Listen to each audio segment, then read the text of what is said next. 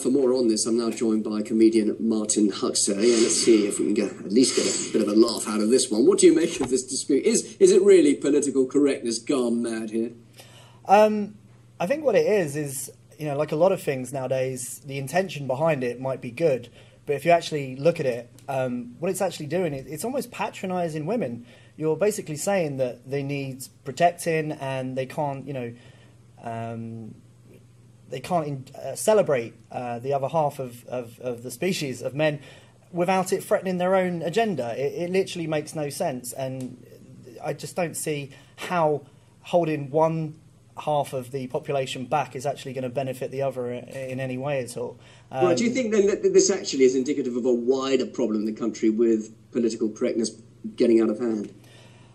Again, yeah, in the same way, I think with political correctness, you know, the overall idea behind making sure people say the right thing or don't say the wrong thing is that they don't offend anybody. And again, what we're actually doing, instead of you know, giving people confidence and building people up, we're actually just insulting them. We're patronising them. We're saying that they don't know how to take an insult and learn from it and either do something constructive with it, or you know, just build some sort of opinion from it. And what you're actually doing is you're holding people back. It's self-defeating. It's not going to help anybody in the long run. Obviously, there are clear boundaries where there are things that do need doing. You can't just allow people to say whatever they want to the point where people are going to be, you know, persecuted. But as a comedian, though, don't you feel you could break some of the boundaries? I mean, it's presumably the sort of subject you can make fun of, but would you actually be worried if you were to offend anyone, if you were to make a joke out of it?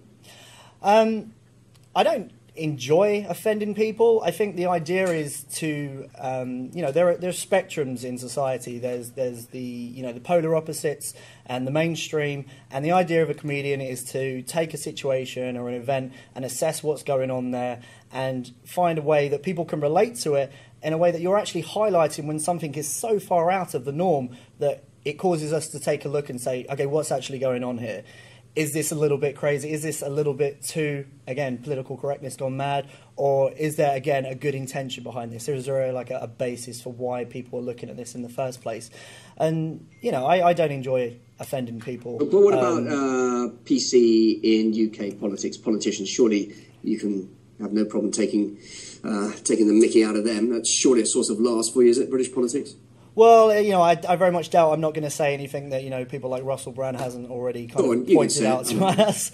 But it's you know, you're asking a small group of people to represent a country who are so far out of touch with it and have nothing in common. You know, with all the recent issues, you know, all the world news lately, you have more in common with people who we all seem so opposed by than we do with this short, selective group of people who are running the country.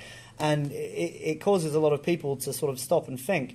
And I think the big issue now is with the internet and the way that information is processed is there are too many barriers between us and the truth, or even perception of the truth. So I think people now, there are far too many people, myself included, who are giving opinions about things that they're just really not qualified to. So the political correctness gone mad, it fits in very much with that, because you've got people offending people in instances that it doesn't even really matter, to be honest, in terms of the grand scheme of things and what is and isn't important. But this, you know, specifically, I'm sure there are good intentions behind why they've done this, but you're actually highlighting weakness in yourself. There's no way that cancelling a Men's Day is going to benefit, you know, women in that respect. There are bigger things to look at in that respect, definitely. All right, Martin, thanks very much indeed for joining us live here on RT UK. Martin Huxley, thanks. Thanks for having me.